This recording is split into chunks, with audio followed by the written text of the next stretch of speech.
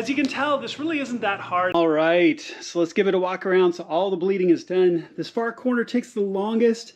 I usually use this opportunity to walk around and clean up a little bit, start to put my tools away, come back and check, keep an eye on the bleeder bottle. Once it's done and you move around and you do the driver's side, it takes a little bit less. You do the passenger side front, it takes a little bit less, and so on until you're almost done. Okay, so let's just finish up here and wrap up. Obviously, I haven't put the wheels back on yet. The bleeder bottle still has some pressure in it, so you always make sure to release it at the bottle, not here at the reservoir. So I haven't done that yet, but you open this up and release the pressure here. Make sure that your reservoir is topped off and at the correct maximum level. Okay. Now, I usually come back and check it in a couple of days just to make sure that something hasn't worked its way out and it's at the right levels. Okay, so everything looks good. This is a great opportunity to do a quick last check.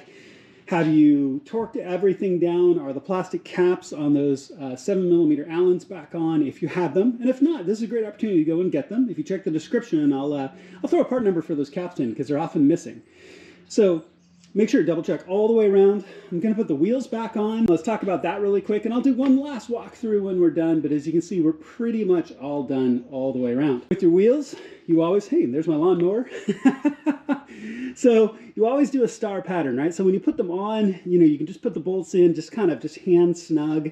But when you actually torque them down, and it's 90 foot-pounds of torque for an E46 330, you always do a star pattern. Start somewhere, so like start at the top, go diagonally across, diagonally across, diagonally across, diagonally across, all the way around until they're 90. Now, you snug them up when the car's up in the air, like it is right now. When you put it on the ground, that's when you actually torque it down. So you can see my wheels are still off. Pretty much all done. Let me just get my wheels on, put the car back on the ground, and we're good to go.